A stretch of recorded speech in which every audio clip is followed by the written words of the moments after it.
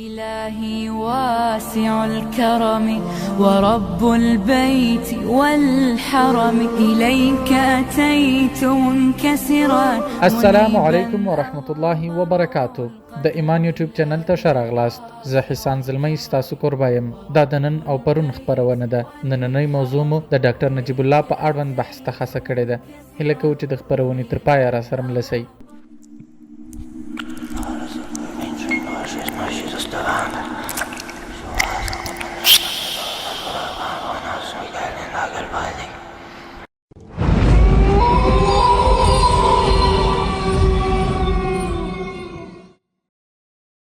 زموږ د ولس یوه برخه خلک چې یا خو یې د کمونیستانو مظالم له یاده وتلي او یا دا چې کمونیستان یې سم نه دي پیژندلي، همغه پرونیو قاتلانو لکه ډاکټر نجیب، نور محمد ترکی، طاهر بدخشي، سلیمان لایق او نور کمونیستانو ته د اتلانو القاب ورکوي. د هغوی انځورونه په موټرونو او کورونو کې ساتي او د قهرمانانو په شان ورباندې افتخار کوي. خو دا کسان په دې خبر نه دي چې کمونیستان په فکري او عقیدوي لحاظ مسلمانان نه وو. د هغوی ایډیالوژي په الحاد او دهریت ولاړه وه. هغوی په الله تعالی، ملایکو، کتابونو، رسولانو او د قیامت په ورځ باندې عقیده نه درلوده. کمونیستانو به په ډاګه ویل چې یوازې هغه څه مني چې په 5 حواسو یې درکړي وي، حالوله دې د هیڅ شي په وجود هم عقیده نه لري. العیاذ بالله. زموږ د ولس اکثریت هیره کړې ده چې کمونیستان زموږ له هیواد او ملت سره هغه جفا وکړه چې زموږ تاریخ یې ساری نه لري. افغانستان په سرو لشکرو اشغال کړ او هغوی ته د افغانانو د قتل عام او نسل وژنې لارې چارې ښودلې. افغانان په فکري او معنوي ډول وځپل او د وحشي دشمن رحم ته یې پرېښودل. د کمونیستانو د الحادي سرګذشت، سترو جنایاتو، قتلونو او د شوروي یرغلګرو د راوستلو جرمي سابقې ته په پام سره زموږ ولس او په خاص ډول ځوان نسل باید دوی له سره وپېژني. د دوی له جنایاتو او له اسلام او وطن سره کړیو جفاګانو څخه یې ځان خبر کړي، تر څو پوه سي چې د نجیب او نورو غوندې پخواني کمونیستان ملي شخصیتونه نه بلکې د دین او وطن غداران دي چې د ویاړ په ځای باید د نفرت په کاڼو وویشتل سي. د غوایي له کودتا 40 کاله وروسته موږ دې ته اړتیا لرو چې په هیواد د کمونیستي فتنې د راتګ او کمونیستي واکمنۍ مرحله له سره تعریف او تحلیل کړو. په کلي، مجلس، جومات، پیتاوي، مدرسه، مکتب او پوهنځي کې ځوان نسل ته د کمونیستانو اصلي څېره ور وپېژنو، د هغوی د ظلمونو او ګمراهیو کیسې ورته وکړو، تر څو مو ځوان نسل د وطني کمونیستانو له جنایاتو خبر او د هغوی اصلي څېرې وپېژني. که زموږ ځوان نسل د کمونیستانو اصلي څېرې وپېژني، نو بیا به کله هم دې ته حاضر نسی چې ظالم او صفاک ډاکټر نجیب ته د قهرمان لقب ورکړي او یا عکس د فیسبوک، ټویټر او نورو ټولنیزو میډیاو پر پروفایلونو باندې ولګوي. د کمونیستانو په وړاندې د ملت همدومره ګزاره او زغم بس دی چې دوی ټول محاکمه او د خپل عمل په سزا ونه رسول. تر دې اضافه دوی ته په ټولنه کې د بیا عرضي اندام او ځان مطرح کولو فرصت باید ورنه کړل شي، ځکه دوی له اسلام او مسلمان ملت سره ژوره کینه په زړه کې لري او هر وخت ملت په نوو غمیزو اړولی شي.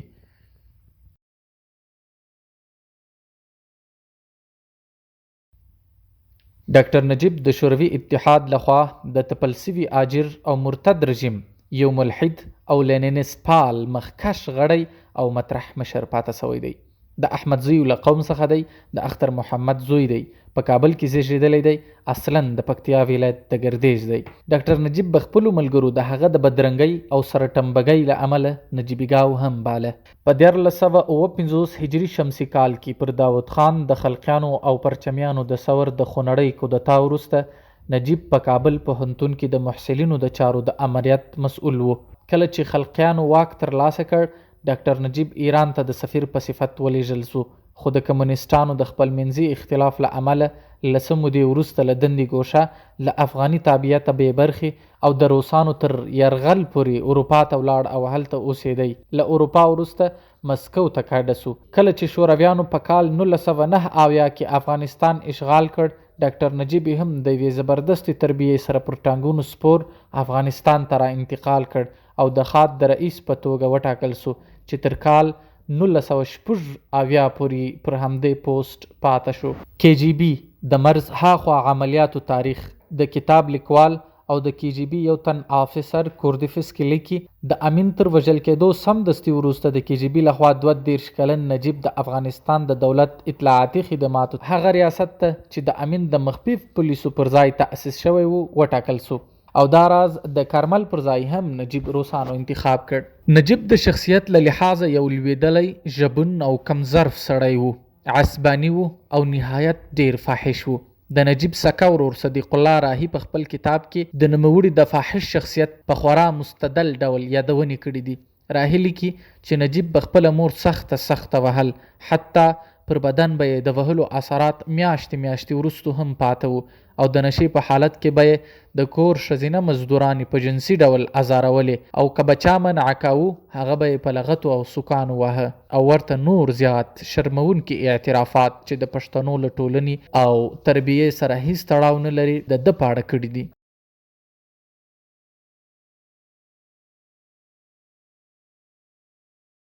ډاکټر نجیب د افغاني کمونیستانو د نورو مشرانو په پرتله په خلکو کې زیات نفوذ لري. نجیب چې کله په دې پوه کړای سو چې د روسي اهدافو د تحقق لپاره د مخکینیو دریو همفکرانو افراطي مستبده تګلاره کار نه ورکوي، نو روسي مشاورینو نوموړي ته د نرم موقف اختیارولو امر ورکړ. د نظام او سیاست د ځینو اصلاحاتو امر ورته وکړ. له دې وروسته نوموړي خپل د ګوند نوم ته تغییر ورکړ. حزب ډیموکراتیک خلق افغانستان یې په حزب وطن بدل کړ، او د خپلو پخوانیو مشرانو پر بعضو تګلارو یې په رسنیو کې نقدونه شروع کړل. په 1966 کال کې یې نوی اساسي قانون تاسیس کړ چې پکې د هر ډول ازادۍ او د سیاسي احزابو د فعالیت اجازه ورکول سوې وه، او د خپلو اسلافو په خلاف د اسلام د مقدس دین پر وړاندې د ګستاخۍ او دشمنۍ په پرتله د نرمۍ او بیدارۍ د سیاست څخه پیل وکړ، او په غونډو کې به آیتونه تلاوت کول، په داسې حال کې چې د نظریه د هغو مخکینیو څخه هیڅ تفاوت نه درلود، او نه یې پر قرآن عظیم الشان ایمان درلود. ترکی، امین او ببرک د سرو لشکرو په زور په ډیر ظلم بې له کوم تغییر د روسي کمونیسټ ګوند ټول اصول عملي کول، خو نجیب د حالاتو تقاضاو او د افغانانو حساسیتونو ته د زور لویدلي شوروي اتحاد له لوري جدا متوجه کړای سو، ځکه یې نو دا ټول په ډیر مهارت او په قرار عملي کول. کله به یې ځان د اسلام دین ته ډیر وفادار وشود، خو په بل طرف کې به یې روسانو ته د ځان نږدې کولو په خاطر د لینن هیکل ته سر ټیټاوه. یو وخت به په مساجدو او دینی مراکزو کې د خلکو سره په مجلسونو کې ګډون کاوه، خو بل طرف به د زرګونو مسلمانانو د قاتلو کمونیستانو پر سینو د اتلولۍ میډالونه ټومبل.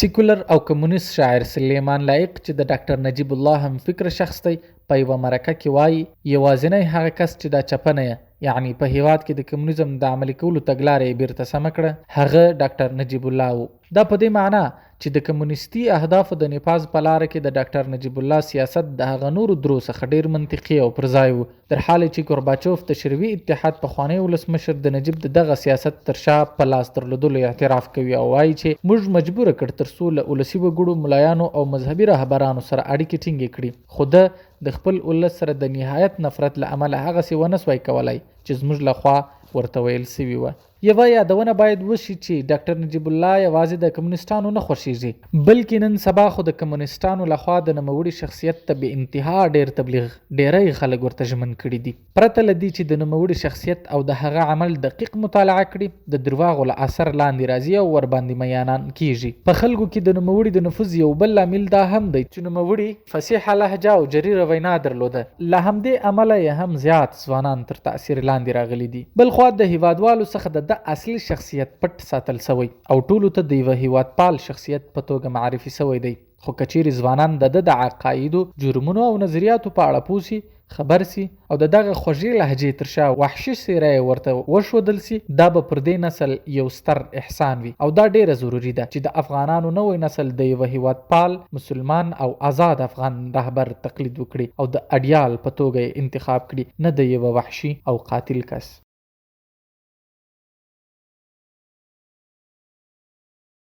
د روسي ښکېلاک غلامان برسیره پر دې چې د سرو لښکرو سر، سترګې او لاسونه وو، خو بیا هم په ډېره سپین سترګۍ دعوه کوي چې روسان دوی له هیواده پسې واخیستل. دوی وایي چې ډاکټر نجیب هیواد له شوروي اتحاده آزاد کړ، خو دا فقط درواغ دي او له حقیقت سره هیڅ سمون نه لري. حقیقت خدا دی چې همدوی د اشغال داعیان وو او د اشغال بقا یې تغذیه کول. یو وخت و چې روسانو پر ګران هیواد یرغل وکړ، خپل لاسپوڅي یې د خپلو اهدافو د لاسته راوړلو لپاره استعمال کړل، ترکی، امین، ببرک او په پای کې ډاکټر نجیب هغه مخونه دي چې روسانو د ربوټانو په څیر استعمال کړل. خو کله چې د افغان ولس په فکری، معنوي او فزیکی توګه محکم مقاومت ولید او د خپل جاسوسانو هلې ځلې ورته بې اثره ښکاره سوې، نو یې پر میدان یوازې پرېښودل او خپله وتښتېدل. د کورباچوف د حاکمیت په دور کې د شوروي د وزارت خارجه لومړی معاون او د شوروي د کمونیست ګوند د مرکزي کمیټې خاص مشاور کورنینکو ډاکټر نجیب الله د KGB پاته سوی زوی یاد کړ. ډاکټر نجیب الله هیڅکله دا ګمان نه کاوه چې کمونیستان به د افغان ولس د مقاومت له امله د هیواد څخه وتلو ته اړ کیږي. په دې اړه کورباچوف هم د هیواد د روسانو تر وتلو 20 کاله وروسته اعتراف کوي چې په لومړی کې ډاکټر نجیب د روسانو پر وتلو باور نه درلود. کورباچوف ویل زه چې کله په تاشکند کې د نجیب سره مخامخ سولم،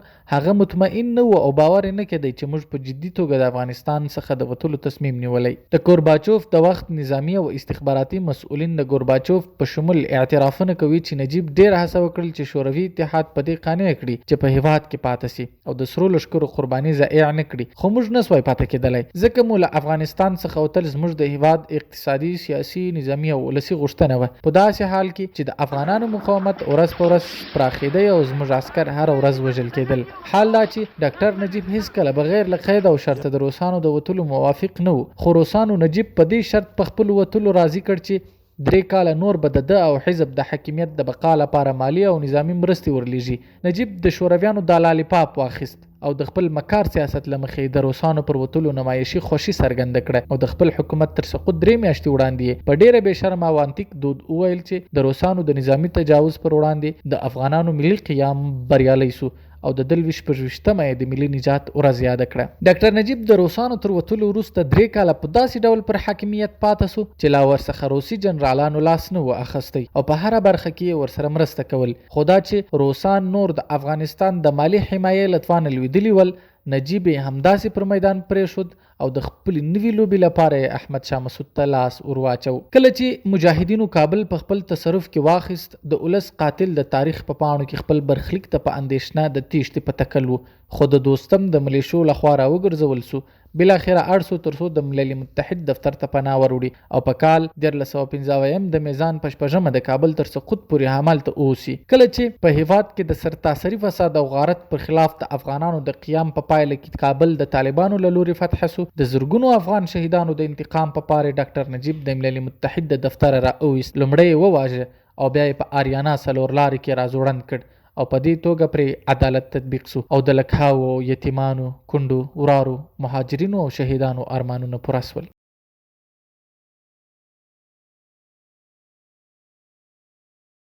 ډاکټر نجیب د خاد د ریاست په جریان کې د زرګونو مؤمنو افغانانو د قتلولو مسؤل دی. په زرګونه تنه انسانان شهیدان، بندیان او د زندان په جریان کې په ډول ډول سختیو تعذیب کړي دي. خاد د افغانانو د دنیا جهنم او تور خوابو.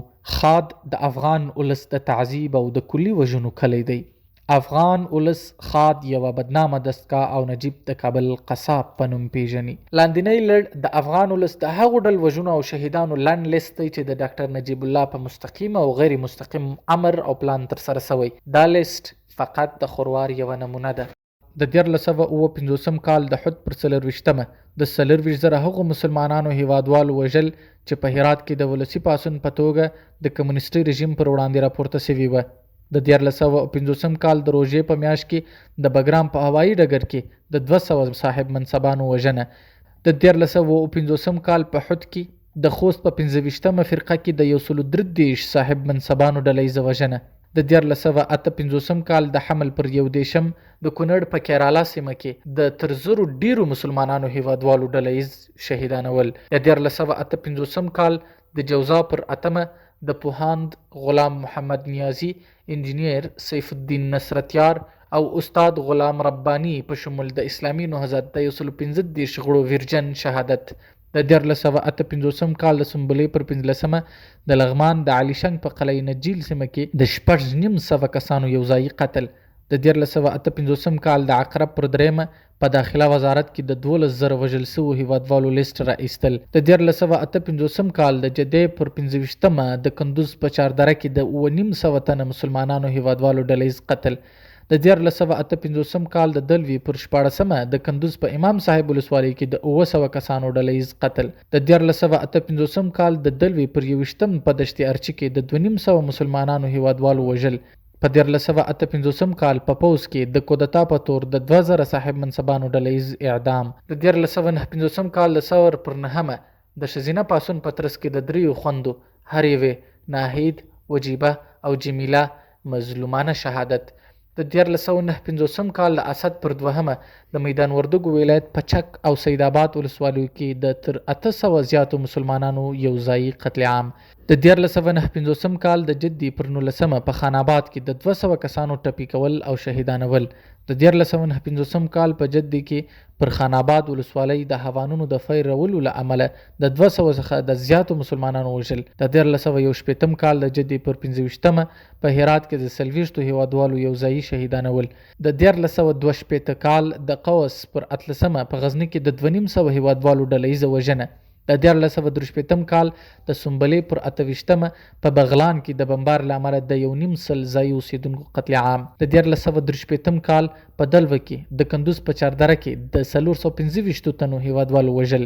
د 1423 کال د دلوي پر 4مه په ننګرهار کې د 80 تنو مسلمانانو هیوادوالو قتل عام. د 1423 کال د حد پر 22مه په قرهباغ او شکردره کې د 1500 کسانو یو مخیزه وژنه. د 1440 کال د حمل پر ژمه په کندوز کې د 900 مسلمانانو هیوادوالو ډلهیز قتل عام. د 1440 کال د حمل پر 25مه د پغمان په قرغه کې د 3000 بېګناه هیوادوالو ډلهیزه وژنه.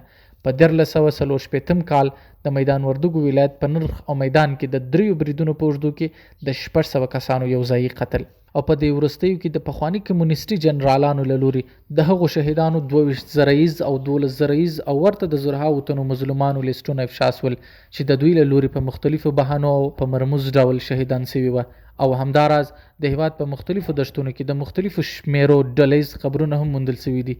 د پولیګون او بلچرخي په زندان کې هم په زرهاوو تنه بېګناه افغانان شهیدان شوي دي او په میلیونهاوو افغان کورنۍ د ویر او غم په ټغر د دوی له لوري کښېنول شوي دي.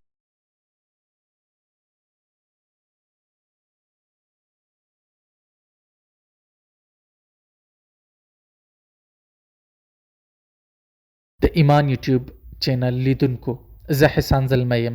دا د نن او پرون خپرونه وه. هیله ده زموږ دا خپرونه به مو خوښه سوې وي. د ورته نورو ویډیوګانو د کتلو لپاره ایمان یوټیوب چینل وڅارئ او سبسکرایب یې کړئ. ایمان یوټیوب چینل او دا ویډیو له خپلو نورو ملګرو سره شریکه کړئ. ویډیو لایک کړئ او خپل نظر مو په کمنټ کې راته ولیکئ. السلام علیکم ورحمت الله وبرکاتو.